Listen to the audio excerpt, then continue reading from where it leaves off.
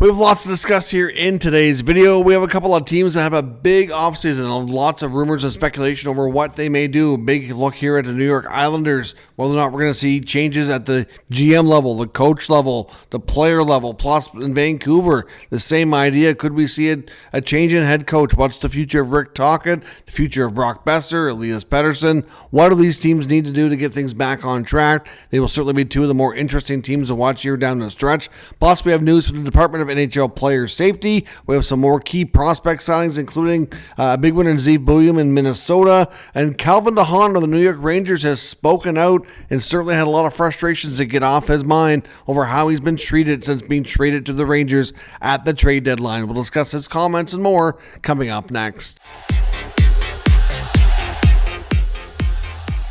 So welcome back to another video here at Top Shelf Hockey. As I mentioned, we have lots to discuss here in today's video. A couple of quick items here to start things off.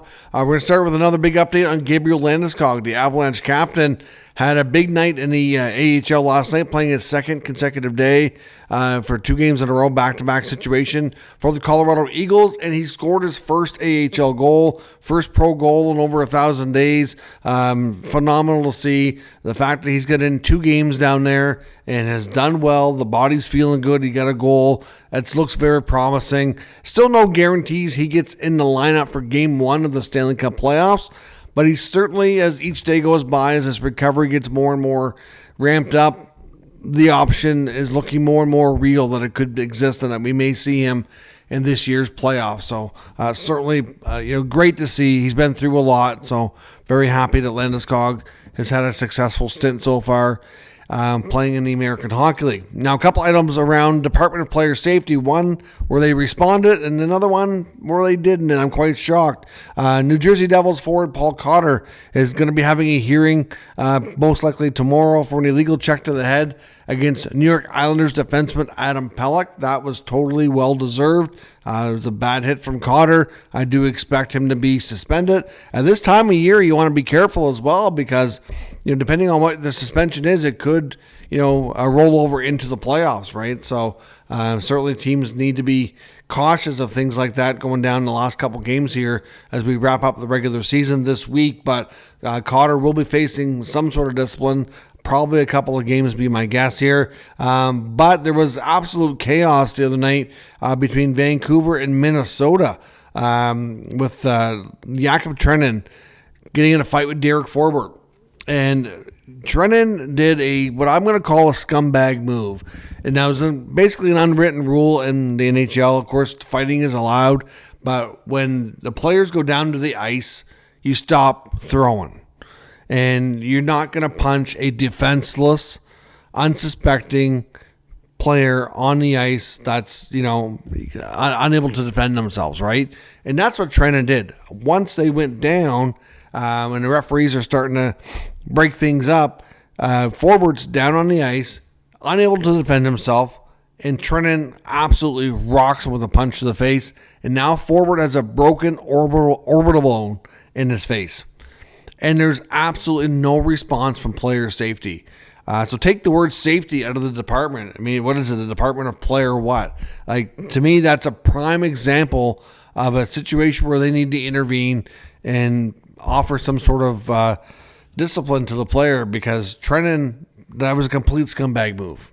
I have no respect for that type of play. It's not part of hockey. You can ask any of the enforcers or guys that fight regularly in the NHL that it's part of the code, part of an unwritten rule that you respect your opponent enough to at least not punch them like that in the face when they can't defend themselves. So I'm shocked and surprised here that we haven't seen a response from player safety of some kind. I know I sometimes feel like the figuring out or predicting the outcome of these hearings and suspensions are difficult, but that to me is quite a surprising and very disappointing that nothing was done about that. So we'll see. I imagine the team is going to be facing or putting forward a complaint to the league, but I doubt anything will be done at this point. Now, a bunch of other injury updates, roster moves around the league here as teams prepare for the final week of the regular season. The Rangers recalled defenseman Matthew Robertson. He is expected to get into game action and make his NHL debut. Braden Schneider is going to be out for the last couple of games of the regular season, so he is done for the year. The Leafs today, of course, played Carolina. They recalled defenseman Dakota Mermis on an emergency basis. They played short last night. A few times Mitch Marner actually pitched in, taking a couple D shifts. I think Scott Lott may have done one or two as well, if I'm not mistaken. The Lightning today called up Connor Geekie, so he's back in the NHL. The Lightning also had bad news on Oliver Bjorkstrand, who, of course, was a big piece that they picked up at the NHL trade deadline. He's now out with a fairly serious injury and considered week to week, so there's a pretty good chance he's going to miss the beginning of the Stanley Cup playoffs. Depending on how long this drags on, maybe he misses more of the first round. It's difficult to pinpoint and say for sure right now, but considering the playoffs start in a week and he's considered week to week, maybe he comes back early in the series, maybe he doesn't. Like I said, early to say, but it's a big blow because that's obviously somebody who they picked up and gave up assets for, hoping to be an extra piece here for the playoffs, and now he's not going to be likely going to be there for the beginning of it at least. The Senators today played the Philadelphia Flyers and were able to pick up the 2 points and solidify themselves in the wildcard 1 spot, but they did rest a bunch of players. Brady Tkachuk is remaining out, but is getting closer to playing. He's now skated for the second consecutive day and is ramping up his recovery. It's a chance he gets into one of the final 2 games, but it's not a given. He may wait for game 1 of the playoffs, but they also rested today Ridley Gregg, David Perron, Nick Jensen. Nick Mattapalo was also out of the lineup today, so they could get Dennis Gilbert and Travis Hamonic a little bit of playing time to get their depth in the lineup and get to kind of test and see what they have ahead of the playoffs here as well. Some other signings, some key prospect moves here. The Oilers made a couple of moves here today. They are signing Quinn Hutson, of course, the forward from BU, the older brother of Cole and Lane. Of course, I talked about him a couple nights ago when we were talking about the Frozen Four, how he was an undrafted player, didn't get the attention that his younger brothers Lane and Cole have, and didn't get picked up in the NHL draft. So at this point, after completing several college years, he's a free agent. And he had a real good year. I believe he was BU's leading scorer. A little bit undersized like his brothers, but a very shifty, highly skilled, talented winger.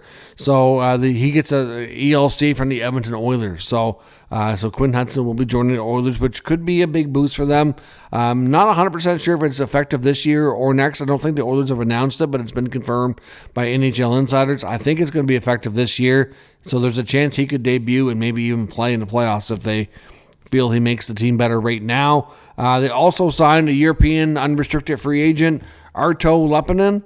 Leppänen. He's a 26-year-old out of Finland. Gets a 1-year ELC because of his age, but he put up 63 points over there this year as one of the top scorers, and looks like he could be a pretty decent European pickup. So we'll see how things go on that front. Calgary today has also confirmed that they're signing Carter King, who's an undrafted college player who's Calgary native.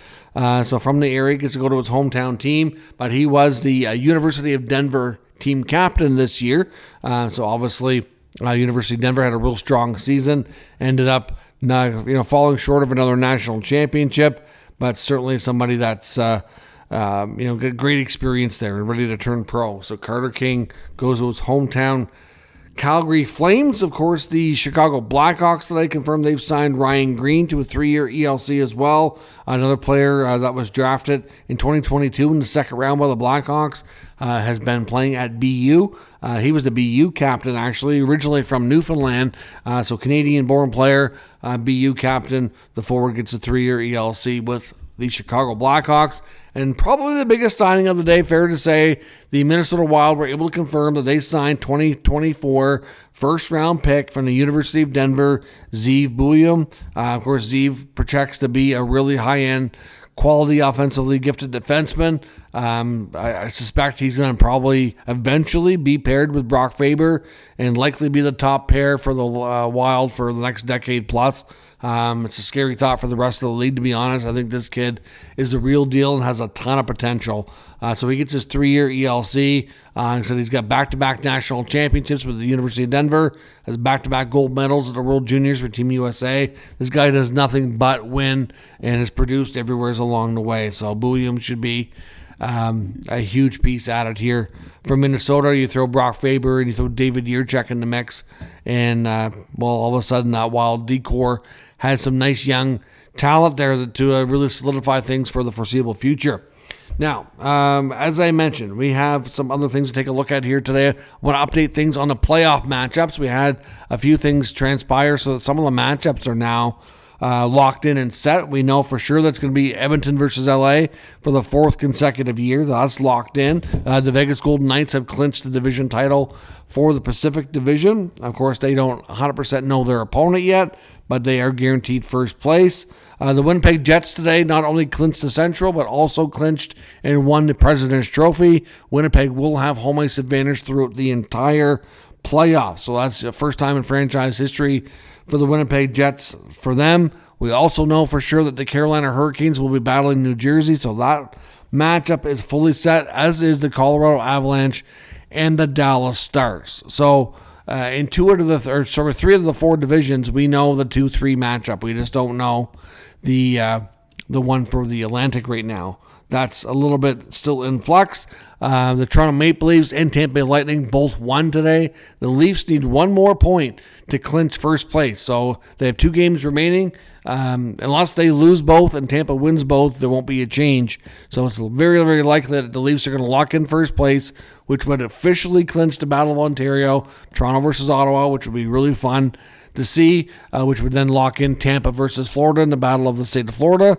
And then that would leave Washington against Montreal, assuming Montreal hangs on, because they are now facing the pressure. Columbus won again tonight against the Washington Capitals to move within 3 points of the Canadiens. So the pressure is on Montreal. They have their own fate in their hands. They play the Chicago Blackhawks tomorrow night, which is the Monday night Amazon Prime game.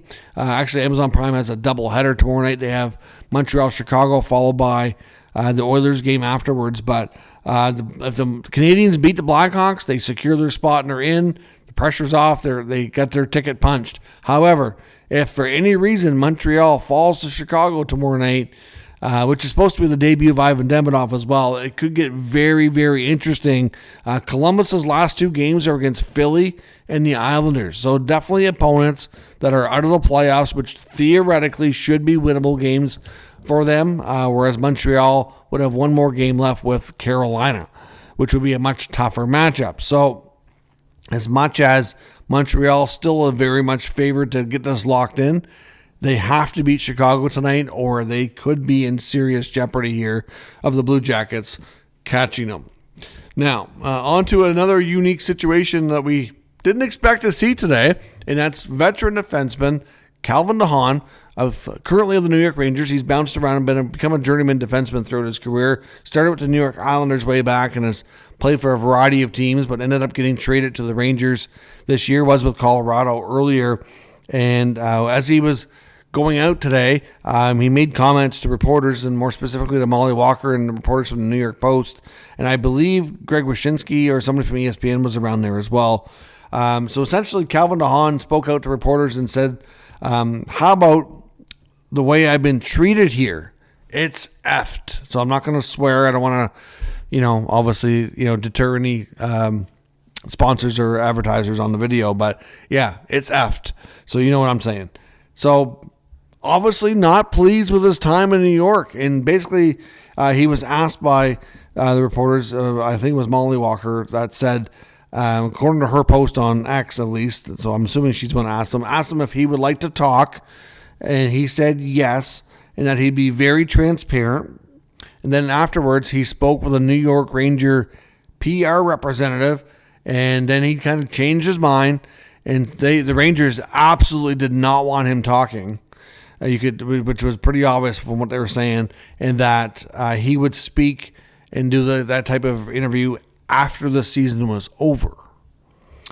So now, of course, the Rangers are out of the playoffs. That won't be very long before they're out of the playoffs. Then he later went on X and made a long social media post and seen people talking about it and kind of wanted to get ahead of things. He said, basically, at the end of the day, he's just very, very frustrated. He went on to get traded to the Rangers. He played a couple of games. I believe it was 3 in total that he won. And the Rangers never lost in regulation at all. Like, they had a good stretch when he was in there. And then he's been a healthy scratch for like 19 games or something stupid. Like, it's a lot of games. Anyways, I don't know the exact number. I don't have it right in front of me. But it sounds like between the communication and the usage, it's just been extremely frustrating. He's like, did I help the team win? Maybe I did. Did I help the team enough? Maybe not. But, at the end of the day, I didn't come here and get traded here with the hopes of basically sitting out every single game and never getting any opportunity. So, this isn't the first time we've heard this type of complaint about head coach Peter Laviolette and how players have been treated or utilized. Keep in mind, before around Capo Caco, I believe it was after he was traded, said that they always pick on the young players and the young players always come out of the lineup. Caco had a few comments before and after he was traded. He said stuff like that a few times. Zach Jones complained about rotting away, waiting for an opportunity. Jimmy Vesey said it was killing him. Felt like he was dying, basically, always being, taken out of the lineup. So this isn't a new thing. You have to really seriously wonder the future of Laviolette and Chris Drury at this point. I mean, to be honest, players shouldn't feel this way. And, when it comes to their utilization and everything, a lot of that, I'm sure, comes down to communication, setting expectations, and all that. That's a combination of management and coaching. And it's, quite disheartening to hear this. So I'll be curious to see if Cal DeHaan does have further comments and will conduct an interview and be more transparent about things afterwards. Obviously, he had quite a lengthy post that kind of summarized it there on X earlier. But, yeah, a lot of people frustrated with how they're being handled in New York. And we've talked a lot about changes in the Big Apple here in the last number of days. And it's just another story to add to the piece of the puzzle here to wonder how significant of changes we're going to see as early as next week, really, when the season is over. I wonder how quickly we'll hear on the future of Laviolette or Drury, or obviously when it comes to player movement, it'll be a little bit, but still interesting times ahead for sure. And of course, the other two teams we want to focus on will be very much, some of the more interesting teams to watch in this offseason, and that's the Islanders and the Canucks, which we're going to get into here in the offseason speculation. We'll start with the New York Islanders. I came across an article today in the New York Post really suggesting, and of course it's not the first one, not only from the article from the New York Post, but there's also, like I said, Chris Botta has been quite vocal on social media as well. You got to wonder what kind of changes are coming to Long Island. At this point, some are really wondering. The article from the New York Post was talking about Patrick Waugh's usage of players and whether or not Patrick Waugh could be somebody who's going to be possibly be let go as well. Wondering, would Lou Lamoriello be able to go to management or to ownership, so quickly again to fire another coach? Obviously get the Lane Lambert hiring wrong. That didn't work out. Wasn't there that long. Let him go. Brought in Patrick Waugh. Waugh is, I'm not sure that he's completely part of the issue, but there's also been a big part or speculation, about a rift between him and Lou and player usage and the roster moves and, whatever. I think Waugh would like to have a little bit more control. We've been waiting. A lot of these people have also suggesting that ownership needs to step in, that we need a new regime change here in this team. The Lamoriello, not just Lou, but his son works with him as well. Is it time for the Lamoriello clan to move on and have a new, fresh management voice there? Obviously we know players like Noah Dobson has been in and out of the rumor mill. I know that he's a player that kind of seems to be a lightning rod for the fans in a sense. There's lots of positive on the offensive side, lots of negative on the defensive side. I think if you trade him, you might regret it. But at the same time, I understand the love-hate relationship with the fan base, if you will. But the bigger part of the rumors with the Islanders really boils down to the coach and the GM. This team has been mediocre at best. Lou has doubled and tripled and quadrupled down on this core group of players for the last 3-4 years. Trading Brock Nelson sent a signal at the deadline that maybe they're time for a little bit of change, but then you hear that they're going to probably try to re-sign Paul Mary. You don't really hear rumors too much. At least I haven't seen much about a guy like Anders Lee going. So like, what are you going to do? Then you wonder about could Scott Mayfield be traded? Could Pajot be traded? There's lots of other names there that could be due for a change of scenery and to shake things up with the Islanders. And there's nothing is done. Like Lewis brought loyalty to a whole new level, which isn't a great thing in that sense. Like, it's a business at the end of the day, and people are saying he's been a legend in the game, but he's not a legend with their team. He's more legendary for what he did with New Jersey. So it's time for a change, and this is going to be a team that needs ownership to step in and make changes happen. So could we see not only a Lamoriello change, that I've mentioned this before, but now they're starting to brew some speculation based on this article, wondering about Patrick Waugh too. Would ownership maybe step in and just completely clean house, hire a new GM who can hire a new coach and get a clean slate here to hopefully get this team trending in a better direction. Like I said, they've been mediocre, been mid for too long. The definition of insanity is doing the same thing over and over and over again, expecting a different result. And they just haven't changed enough with this team, even though the results haven't come. So hopefully ownership does the right thing. I mean, at the same time, you got to think from when their attendance numbers are down, that should be a big signal that the fan base is frustrated. So we'll see what they do there. And, of course, the other team, Vancouver, a big offseason there. One of the teams that are probably fair to be labeled one of the more disappointing teams this year. Of course, Vancouver had a much bigger season last year, finished higher in the standings, made the playoffs. They've taken a big step back this year. Look at all what's gone down there. It's been absolute drama city between the JT Miller trade. We keep hearing all this other stuff about Elias Pettersson. Is Rick Tocchet coming back? So many questions, not many answers. And again, the way things have been handled at the management level, to some degree, they have to take part of the onus here as being part of the problem as much as they've done. They're definitely, I think, maybe more good than bad. I mean, I'm not really sure how I feel about the whole Rutherford-Alvin regime on that team just yet. But we know that Brock Besser has a big question mark over him. Elliot Friedman reported last night on Saturday Headlines, the big sticking point is term. The reported offer from Canucks management to keep Besser is a 5-year deal at $8 million. Besser obviously wants more term than 5 years. I'm assuming he's looking for 7 or 8 years. They're not willing to go there. That's why they're having such issue. So they got to decide if they're going to make any concessions here to try to keep Besser. Because how are you going to replace what he brings you? I mean, he's averaged around 30 goals. You've already lost Miller. How do you replace these guys? There's not that much in free agency. They got to make it. That's going to be a tough call, but that's a big question there. And of course, Friedman also reported that the decision coming on Rick Tocchet should not take too long. When the season is done, that both Tocchet himself and the team have acknowledged that they want to get a decision in place fairly quick, so that each side knows what's happening and can either, make the next move if they need to. Either get Tocchet signed to an extension so that he knows he's coaching for the next few years, or they agree to mutually part ways, or Tocchet decides he wants to move on, or something. Either way, the decision on Tocchet's future is not expected to take too long, according to Elliott, which is good news because they need to get that sorted quick. But I tell you, I think this team needs him. He's been a good coach there.